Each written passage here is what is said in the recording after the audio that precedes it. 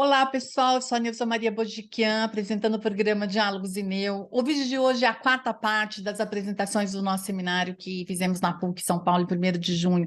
Foi um evento que marcou um avanço na parceria do INCT INEU com o Centro de Investigações sobre a América do Norte, o CISAM, da Universidade Nacional Autônoma do México, e também um evento que marcou uma aproximação com um dos centros acadêmicos da Universidade do Arizona. Bem, o vídeo de hoje é uma continuação das apresentações sobre política financeira internacional, e nós começamos esse vídeo com a apresentação da professora Aline Regina Alves Martins, da Universidade Federal de Goiás, que trouxe para a gente o debate sobre moedas digitais dos bancos centrais. A professora Aline começa chamando a atenção para o contexto geral sobre as moedas digitais e as criptomoedas, e ela fala das ameaças que as moedas digitais privadas, com as suas características anarcocapitalistas, causaram no sistema monetário internacional. Mas o enfoque analítico dela é sobre o real digital, que é a moeda digital do Banco Central Brasileiro. E ela nos convida a refletir sobre a autonomia que os países podem ter assegurada ao emitir esse tipo de moeda, principalmente em relação ao dólar e ao sistema SWIFT, que a gente viu no contexto da guerra na Ucrânia,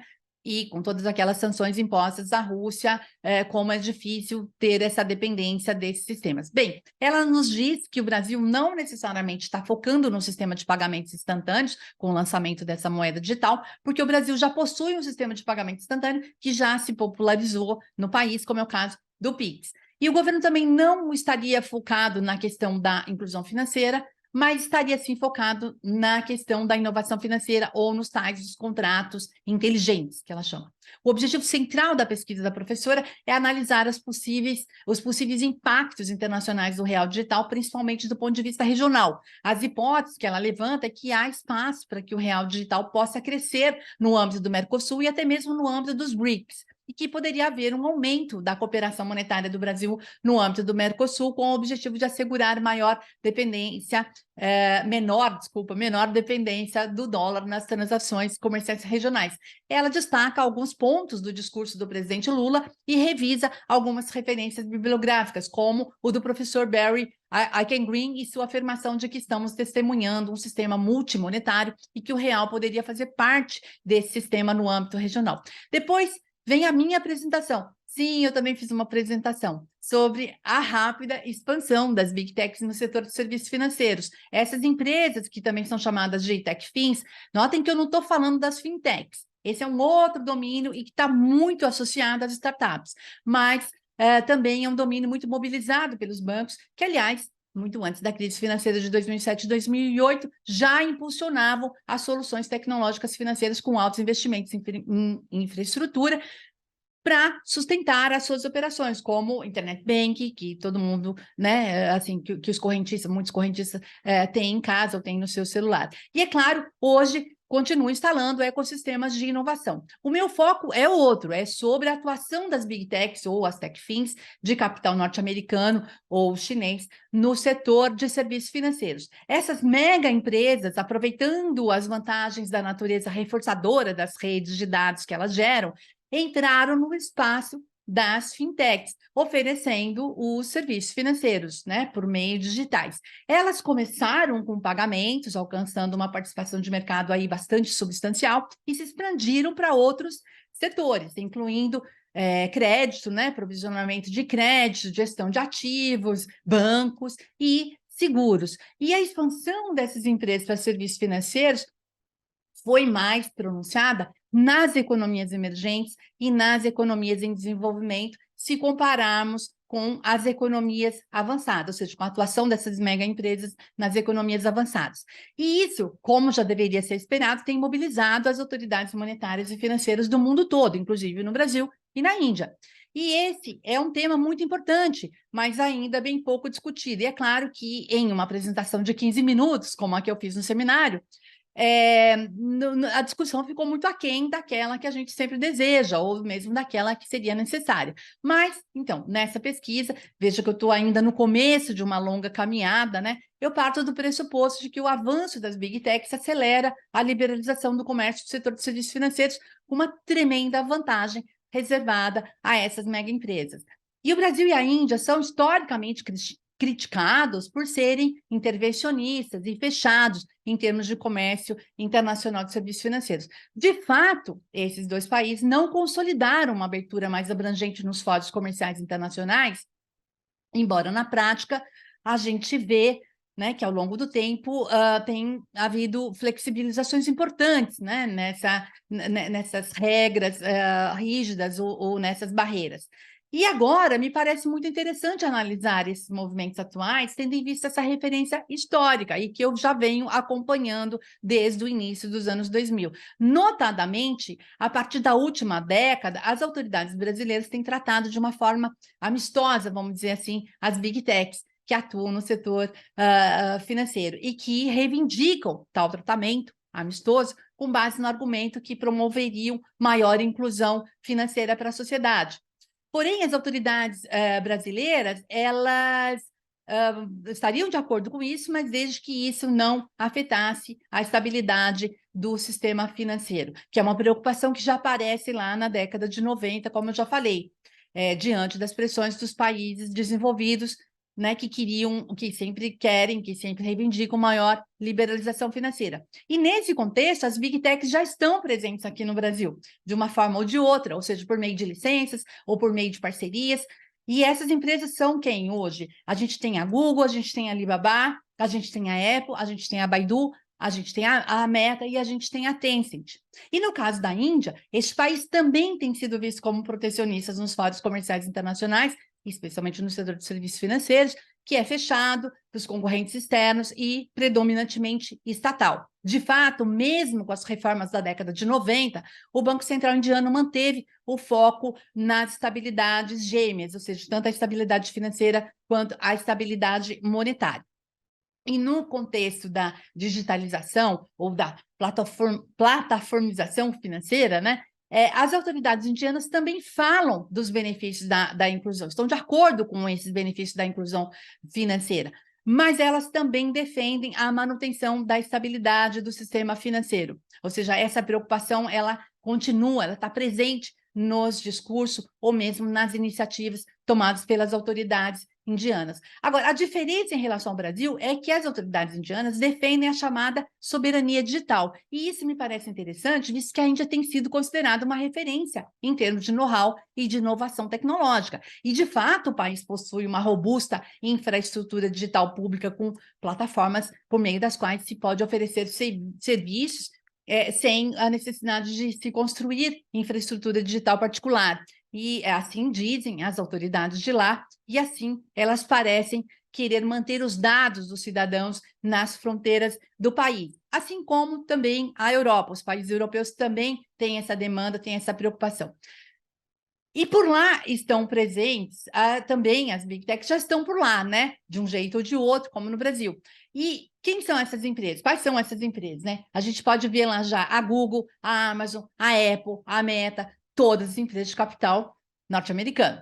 Por outro lado, o que a gente nota é que as empresas chinesas sofrem mais restrições para operar no país. É o caso do grupo Alibaba e a sua afiliada, a Ant Group, que tem sofrido reveses aí nas autorizações do Banco Central Indiano, e é o caso também da Baidu, que é uma espécie de Google da China, né? E também o mesmo acontece com a Tencent, que é outra empresa chinesa. Então, veja vocês mesmos as apresentações que fizemos nesse seminário. Fique aqui com a gente.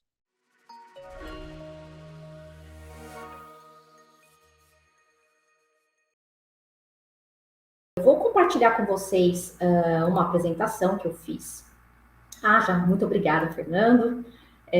Sobre minhas últimas pesquisas aqui no INEO, né, que eu venho desenvolvendo já há algum tempo, sobre moedas digitais dos bancos centrais. Né? Então, já faz alguns anos que eu estudo moedas, a hegemonia do dólar, a internacionalização do renminbi, e nesse momento eu venho me dedicando, nos meus últimos estudos, a entender as moedas digitais, o debate geral sobre as moedas digitais, com foco inicial na China e agora também com foco no Brasil, porque uma das minhas hipóteses, inclusive, que eu espero tratar no final, é de que o governo brasileiro colocou um foco, numa agenda importante da sua política externa, a questão monetária, principalmente o debate com relação à centralidade do dólar nas relações internacionais.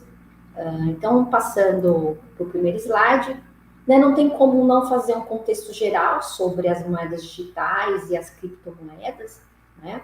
As moedas digitais dos bancos centrais surgem em grande medida para contrapor, vamos dizer assim, as ameaças que as moedas digitais privadas causaram, né, no sistema monetário internacional. O exemplo mais famoso que temos é o Bitcoin, né, que surgiu justamente pós a crise de 2008, não é uma coincidência, né, que tem, né, dentre as suas características, uma filosofia anárquica capitalista, ou seja, né, em que a própria sociedade controlaria, né, a custódia do dinheiro, o controle do dinheiro, tirando qualquer possibilidade do Estado ou qualquer tipo de centralidade política nesse controle. Então, as moedas digitais privadas, a gente fala em criptomoedas, né, e o Bitcoin especificamente, mas hoje não só, né, a gente vê que tem muito dessa característica, dessa filosofia anárquica capitalista, né? E os bancos centrais tiveram que começar a correr atrás, né, tanto no que diz respeito a tentar criar, competir em termos tecnológicos com essas moedas, né, e tentar, de alguma medida, também controlar, regular essas moedas que ganharam e ganham, né, cada vez mais um contorno importante dentro do atual sistema monetário e financeiro internacional, né?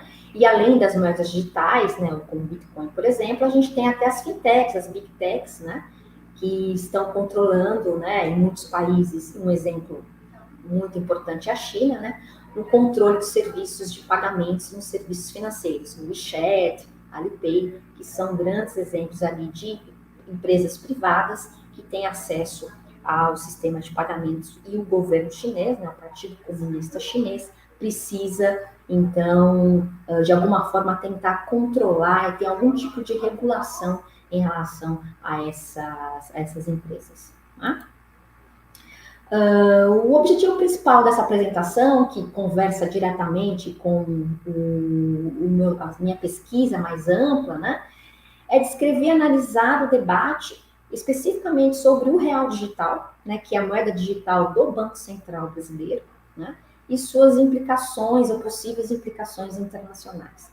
Então, quando a gente vai analisar o debate com relação às moedas digitais dos bancos centrais, do ponto de vista internacional, né, das relações monetárias internacionais, um dos grandes focos é a questão da autonomia.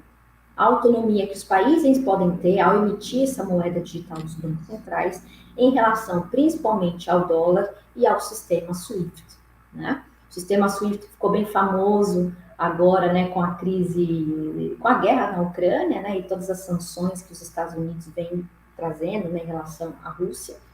Então, as moedas digitais dos bancos centrais, elas podem ter essa função, né, de você criar um sistema, uma arquitetura financeira paralela, né, ao sistema dominado pelo dólar, né, criado ao longo do século XX, e trazer, então, mais autonomia desses países e também uma maior possibilidade de cooperação, principalmente no nível regional, né? A gente tem, por exemplo, o caso ainda incipiente da China com o M-Bridge, né, que é a criação de um sistema de pagamentos com possíveis moedas digitais de bancos centrais, né? Então, a China, por exemplo, já emitiu seu plano piloto em 2020, né? Então, saiu aí na dianteira nesse debate em relação aos Estados Unidos, em relação à União Europeia, que estão ainda em debates mais incipientes, mais políticos, né? O Brasil, por seu turno, já está mais desenvolvido, né, nesse debate, já desenvolveu o seu plano piloto, né? Então, o Brasil também aí está bem adiantado com relação à criação do dólar digital. Existem diversas questões do ponto de vista interno, né, do porquê se criar uma moeda digital do Banco Central. Isso poderia trazer mais inclusão financeira, por exemplo, né? Mas o foco que me interessa claramente é a perspectiva internacional, a perspectiva de cooperação, né, a perspectiva de autonomia em relação à arquitetura financeira internacional, né, dependente do dólar americano. Né? Então, falando especificamente do real digital, né, do dia 6 de março agora de 2023, né, o Brasil lançou o projeto piloto do real digital.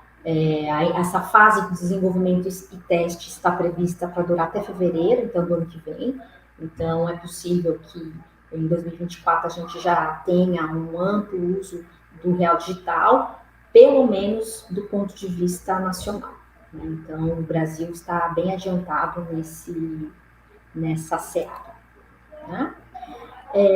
As especificidades do real digital em relação a outras moedas possíveis, moedas digitais, até uma diferença em relação à moeda digital chinesa e possivelmente uma possível euro moeda digital, é que não necessariamente o Brasil está focando no sistema de pagamentos instantâneo, que é um caso em que se pode utilizar essas moedas digitais dos bancos centrais, né, porque a gente já tem o Pix, que é um sistema de pagamento instantâneo muito importante e que, enfim, milhões de pessoas usam diariamente. É um grande caso de sucesso, né, no sistema de pagamento instantâneo. Então, o Brasil, nesse aspecto, é um dos líderes, né, ele está na vanguarda no pagamento de sistema, no sistema de pagamentos instantâneos. Né?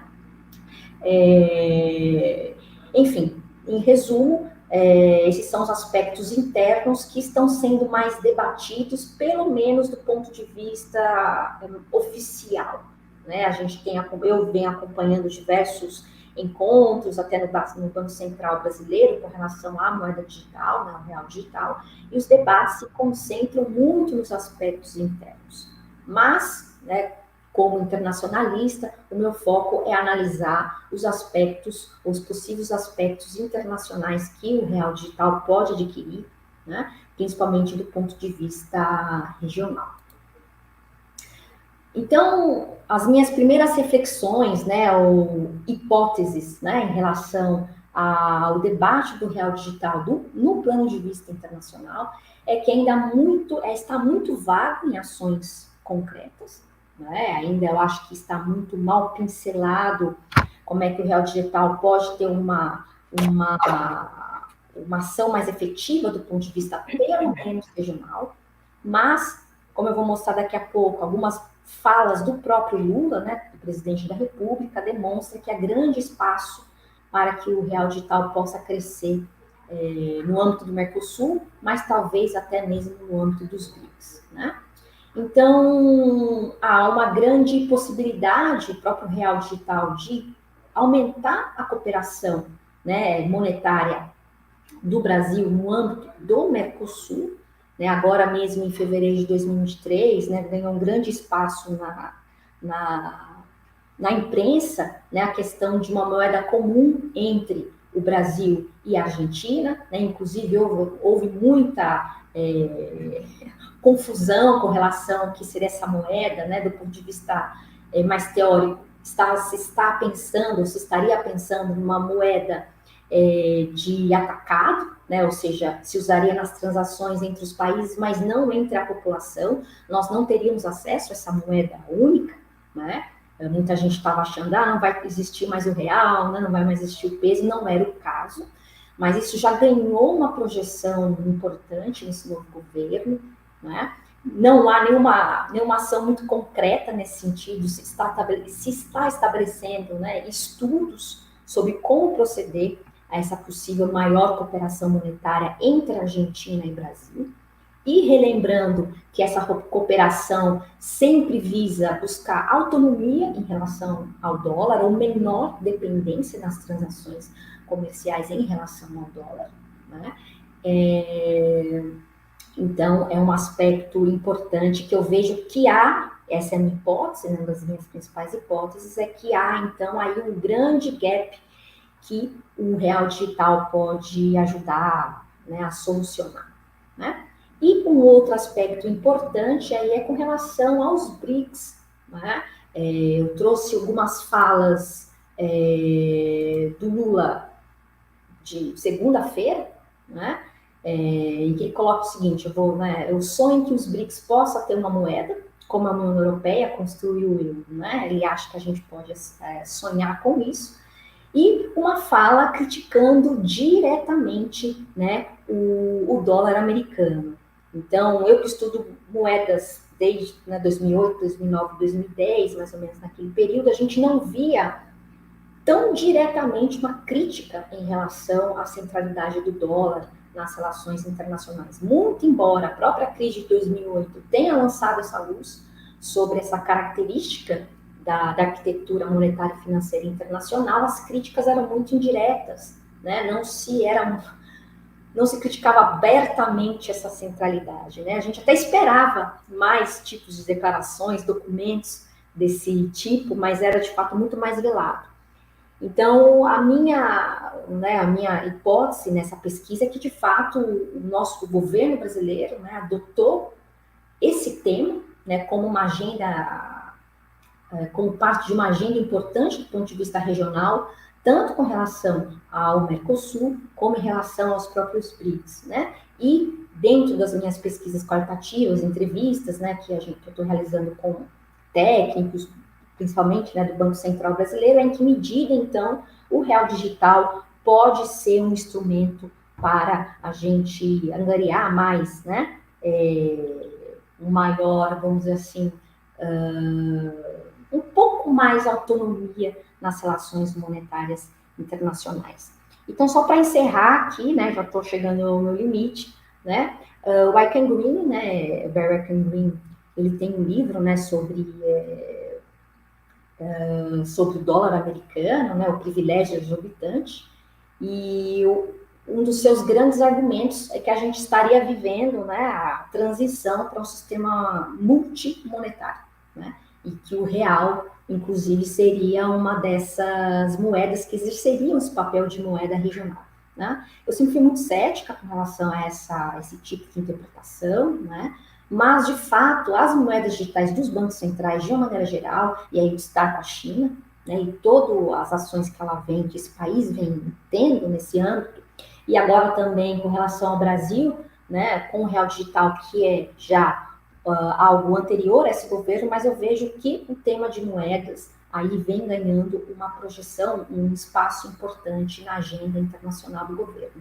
Né? Então, é questão de analisar em que medida, de fato, o real digital pode ganhar espaço, e a minha hipótese é que sim, vem ganhando, pode ganhar ser um tema estratégico aí para o Brasil, tanto do ponto de vista do Mercosul, mas também do ponto de vista de uma ação junto aos BRICS. É isso, acho que fiquei no tempo, agradeço mais uma vez estar aqui com vocês e aguardo perguntas ou comentários. Muito obrigada.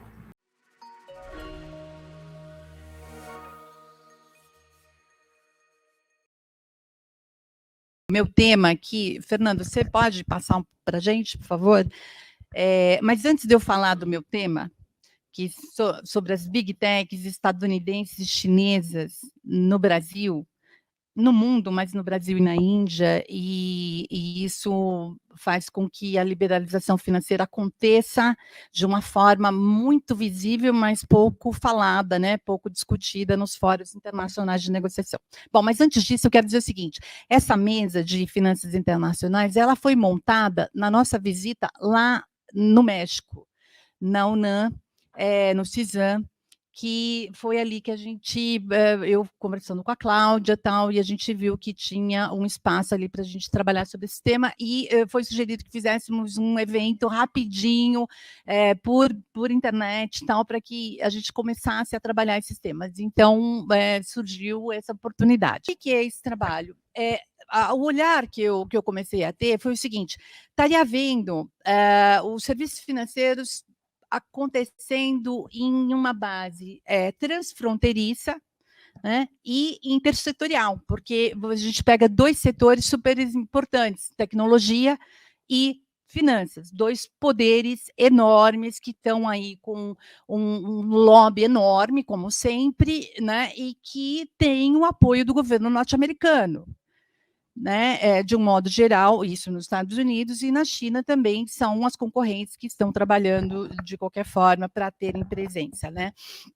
Então, o objetivo é em que medida que a presença dessas grandes empresas, essas big techs estrangeiras no mercado brasileiro e indiano, estaria mobilizando as autoridades monetárias e financeiras locais, que, historicamente, você estuda isso, vai lá para a década de 90 ou até antes, você percebe que tem um controle, uma abertura administrada, nunca consolidada na negociação, nunca consolidada no fórum internacional, que poderia depois ser cobrado, o governo ser cobrado, mas na prática isso é aberto, mas essas autoridades monetárias e financeiras dos países, dos respectivos países, estariam ali bastante preocupadas. Bom, o argumento desse trabalho, assim, que eu estou ainda nos preliminares, né, eu estou iniciando essa pesquisa, então tem muito para caminhar, é que as autoridades monetárias e financeiras, tanto brasileiras quanto indianas, estariam atuando como moderadoras, né, dessa liberalização, né? E com isso elas promovem também os seus respectivos interesses. Então, fazer até que ponto essa liberalização estaria acontecendo e com que benefício para quem? Né? Então, haveria ali uma administração. Claro que isso também tem concessões sendo feitas para né, principalmente para as empresas norte-americanas ou para o governo norte-americano, né? Então, a noção é de que haveria uma interdependência entre a indústria financeira e tecnológica, né, essas big techs ou fintechs, que são também chamadas, mas que são diferentes, né? Os conceitos são diferentes. Eu não vou entrar aqui na parte conceitual, senão eu vou estourar o tempo de todo mundo. Mas estariam sendo mediadas, portanto, essa aproximação, essa interdependência entre esses dois setores industriais, mediada por atores estatais em relação aos papéis dominantes no ecossistema envolvendo essas empresas centradas em tecnologia e que interrompem o canal de intermediação financeira, né? E aí eu divido, né, essa pesquisa, eu faço uma abordagem primeiro sobre a economia política das entradas das big techs no setor de serviços financeiros, né? E essas big techs também são chamadas de tech fins nos Estados Unidos, né? E essas tech fins, elas, claro, tiram proveito das suas redes de contato, da capacidade que ela tem de alavancar os negócios, né? Utilizando a tecnologia de ponta e reunir aí enormes quantidades de dados granulares de usuários, né? Então, isso está nas mãos dessas grandes empresas, né? E aí, eu falei que os conceitos, né, mais rapidamente aqui, não entrando muito, não alongando, mas o conceito de fintechs e big techs ou tech fins, né? Tudo tech, fim, né? E mistura tudo, mas as fintechs, elas geralmente são associadas com as startups, né? Então, de um modo geral, é isso. Mas, quando a gente começa a ler um pouquinho sobre isso, antes da crise financeira global de 2008, as soluções tecnológicas elas já eram impulsionadas pelos bancos, pelas instituições financeiras de um modo geral. Né? Então, elas não chegaram e ocuparam aquele espaço. Os bancos mobilizavam essas empresas e constituíam organicamente ou iam atrás do que se tinha no mercado para trazer. E aí as big techs entram. Então, elas vêm e fazendo um trabalho que é essa interdependência, essa aproximação por uso, então elas elas acolhem, né, elas hospedam os dados, os grandes dados dos bancos, prestam, portanto, esse serviço, mas elas veem ali um nicho das fintechs e elas falam, bom, por que eu também não vou fazer eu mesma esse tipo de serviço? Então, haveria ali uma vontade, né, uma intenção e uma estratégia para se chegar a esse ponto, né? E aí as big techs realmente aproveitam, então, essas redes de clientes, tem o reconhecimento de marca, então a gente não pode pensar que em quem você acredita mais, numa empresa que você está se conectando o tempo todo com ela, né?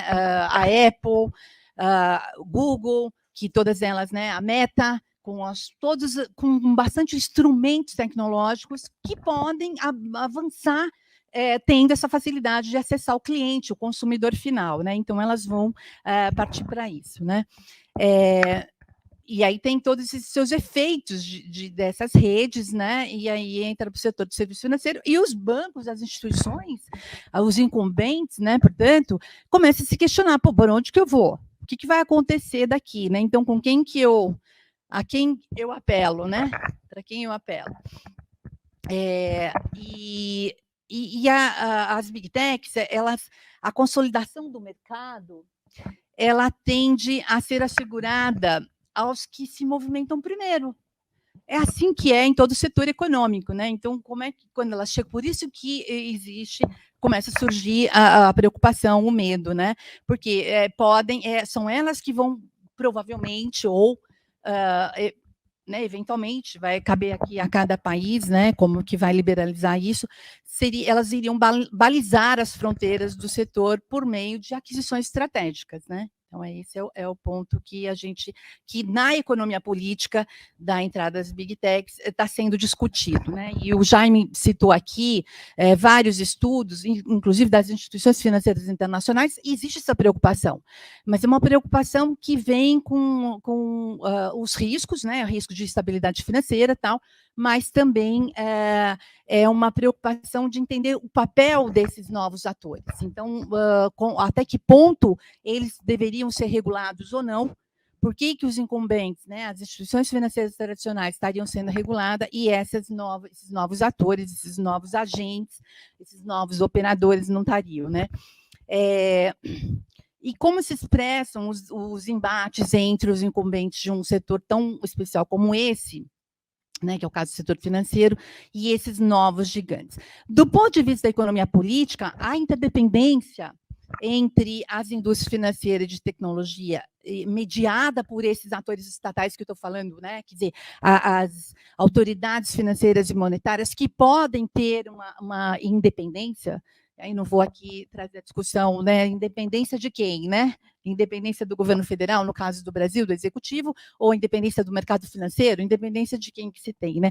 Mas, enfim, do ponto de vista da economia política, a interdependência entre essas indústrias financeiras e tecnológica, e mediada por atores estatais em relação aos papéis dominantes nesse ecossistema, né? Envolvendo as empresas centradas em tecnologia, que vão interromper, portanto, esse canal usual de intermediação financeira, é bastante inspirador. Então, acho que trazer aqui alguns autores, né? Não vou aqui trazer todos eles, mas vou citar alguns, né? O Hendrik, Mettering e Bassens, que fazem essas perguntas e que mostram para a gente essa interdependência, né? E quais são ali os sticking points, né?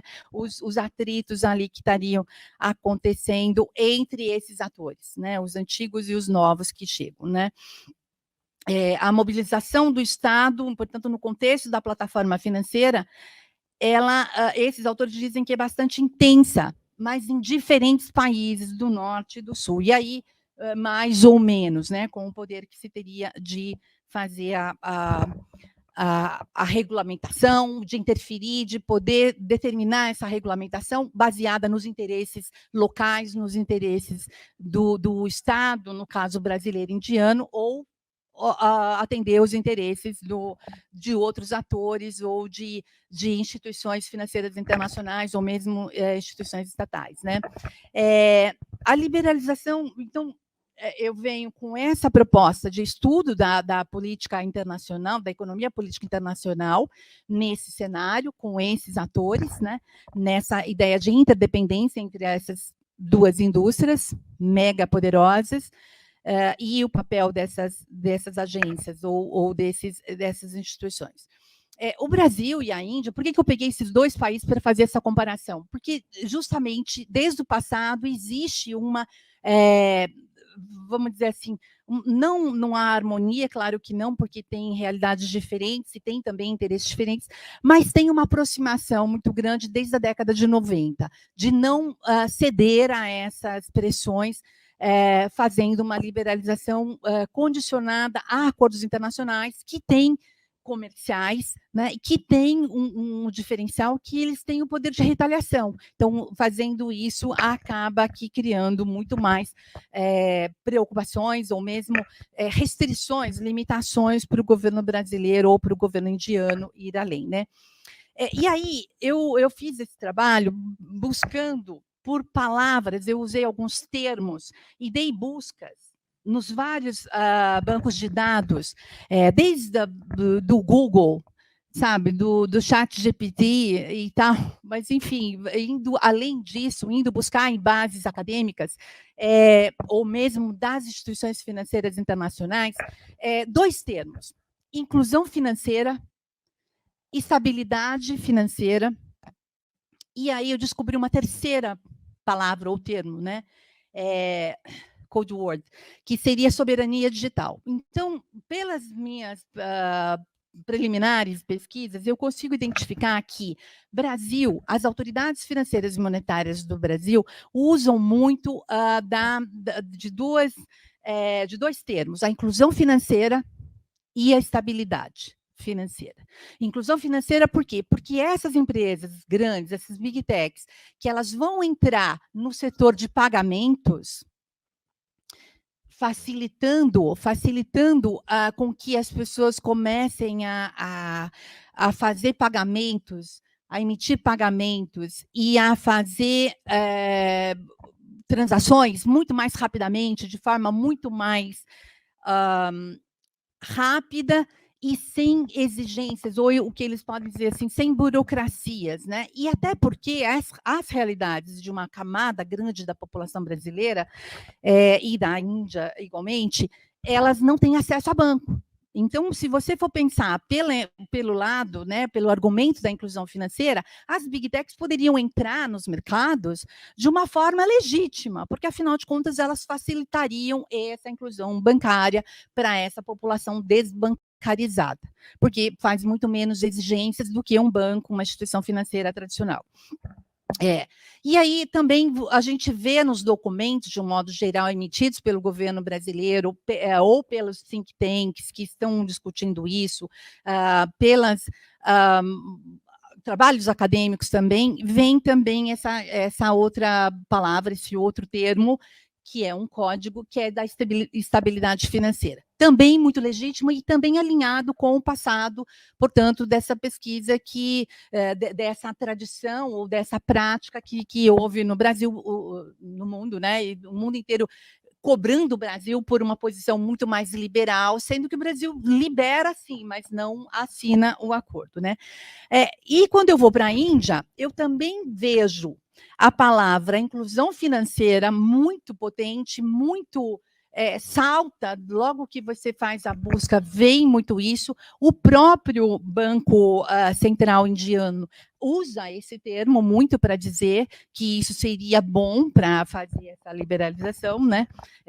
Fazendo a inclusão financeira. Mas também existe o termo estabilidade, essa estabilidade também, igualmente no Brasil, na Índia tem sempre o argumento, as autoridades usam esse argumento como sendo algo perigoso para os demais setores da economia, uma vez que se perderia o controle disso, porque a gente está falando de uma indústria que ela é cross-frontier, né? Cross-frontier, né? Então, transfronteiriça e intersetorial. E quem é que poderia deter tudo isso? E como que se bancaria, com qual lastro que se teria para bancar tudo isso, se você tem uma liberalização muito grande, e aí não seria, não teria uma forma de segurar isso, né, ou de administrar isso. Mas o que tem de diferente na Índia, e isso não aparece no Brasil, nem nos discursos das autoridades financeiras e monetárias, nem dos operadores de mercado, que é a soberania digital. E isso está criando uma disposição muito grande com a Índia, que estaria tentando, por conta de medo da instabilidade, né, no caso, financeira, então, se você não tem a estabilidade, não pela oposição, você tem uma instabilidade financeira que isso atacaria toda a rigidez do sistema econômico, de modo geral, daquele país. Mas que a Índia estaria usando essa ideia de soberania digital para que ela tivesse, ela mesma pudesse fazer os seus instrumentos tecnológicos, e aí ela vai vender também mais tarde, né? E só para ir encerrando aqui, Sebastião, eu e todo o pessoal que está aqui comigo, a gente nota que no Brasil eu vejo a presença do Google, tá? Que está no Brasil. Antes de dezembro de 2022, a presença da empresa no mercado era em parceria ou em joint venture com outras instituições financeiras, ou seja, ela consegue uma licença de operação, mas através dessa parceria e de joint venture. Então, ela não tem ela própria uma licença. Aí, o que elas vão fazer? Se elas não podem adquirir por conta própria, elas vão atrás de uma entidade que elas comprem, que elas possam comprar. Então, vem para dentro do grupo. Então, a gente tem aqui a presença da Google, da Alibaba chinesa, da Apple, da Baidu, do Mercado Livre e da Meta, de um modo geral. No caso da Índia, e aí eu já vou encerrando, a gente vai ter aqui a presença, vamos ter lá, né, a presença da Google, também Alibaba, Amazon, Apple, Baidu e Meta. Todas essas têm diferenças. É claro que eu não posso dizer que elas estão todas do mesmo jeito, estão presentes do mesmo jeito, é isso que eu falei. Muitas das quais trabalham com licenças, com essas parcerias ou com algumas associadas. Mas a Mercado Livre, principalmente aqui no Brasil, o Mercado Livre está presente no setor de crédito. E isso aqui está se questionando até o momento, né? Como é que seria isso? Qual seria o futuro disso? Bom, eu não vou estender, porque aí, ó, o tempo aqui, o Sebastião já está aqui. Eu vou para as conclusões preliminares aqui, então, né? O que me faz encontrar, por enquanto, é claro que isso tem que ser muito bem trabalhado ainda, eu ainda estou lendo material, eu ainda estou com dados, então isso muda toda hora, não o desenho, mas muda realmente a essência, né, dessas conclusões. Que as Big Techs no mercado indiano, onde elas já investiram, né, bilhões de dólares, é uma decisão esperada diante da abertura do mercado indiano para empresas estrangeiras após tantos anos aí resistindo à pressão. Estou falando de um governo liberal, o governo Modi, que apoia isso, acaba apoiando. Se vai haver um movimento maior dela, de ter maior controle dos instrumentos, e, portanto, deixar o banco de dados lá dentro da Índia, que é uma posição muito forte deles, essa posição é uma posição muito similar à da Europa. Então, ela não está totalmente fora do normal, vamos dizer assim, em que os Estados Unidos já têm brigado muito com as outras empresas, com os outros países, desculpa. E com as interligações cada vez mais complexas, né, entre essas instituições financeiras e essas grandes empresas de tecnologia, as autoridades brasileiras e indianas estão realmente preocupadas em conter a vulnerabilidade que podem surgir com as inovações e também com os novos canais de propagação de risco. Isso é legítimo e não soa algo, né, que não seja aceitável, né? E aí, o que vem depois, o contra-argumento daqueles que estão ouvindo, ou dos lobbies, ou mesmo das instituições financeiras governamentais que apoiariam essa liberalização, é que isso teria instrumentos, que as próprias instituições financeiras multinacionais iriam trabalhar em instrumentos de conter esses riscos, estariam muito preocupados. E a gente, de fato, vê muito documento sendo emitido com isso, né? O FSB, por exemplo, e o BIS, que estão realinhando aí os marcos regulatórios a fim de apresentar uma proposta. Então, de que forma essas empresas seriam regulamentadas? Então, elas não seriam desregulamentadas ou não seriam aí regulamentadas. O problema é que, e aí o que eu percebo é que há uma pressão das instituições financeiras que vão dizer por que a gente tem que passar por regulamentação, por restrições, e as empresas de tecnologia não. Então, é óbvio que vai ter ali também, né, elas não estão harmonizadas, o capital não está plenamente alinhado ali, a menos que seja um grupo que tenha atuação nos dois setores industriais, né? E as autoridades indianas e brasileiras buscam promover eficiência e inclusão financeira, abrangendo o maior número possível de população e protegendo a privacidade dos dados.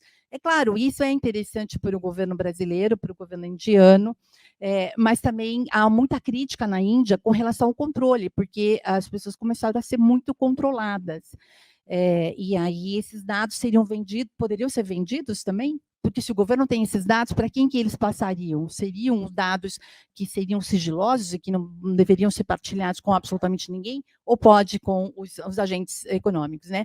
E, por fim, as autoridades indianas estão realmente procurando garantir essa soberania tecnológica, tomando medidas não apenas para controlar os dados dos cidadãos, e isso já falei aqui, tema de muita crítica, né, em nome da privacidade dos dados, e o governo indiano fala de segurança nacional, mas também visando materializar a potencialidade do mercado financeiro digital na Índia. Isso é fato também. E nesse contexto, as autoridades indianas e brasileiras fortaleceram a regulamentação e supervisão financeiras. Que aí há controvérsias, há discussões até que ponto essas regulamentações seriam a favor da sociedade ou somente de determinados grupos. Muito bem, pessoal, fiquemos por aqui. Mais uma vez, a gente espera que vocês tenham gostado desse vídeo, e se você gostou, então deixa a gente saber disso, deixa um like para a gente. Eu tenho muito a agradecer a todos e a todas que seguem aqui as nossas apresentações no canal, então fiquem aqui com a gente de novo, né? Então, venham sempre, estejam sempre conosco, tá bom? Muito obrigada.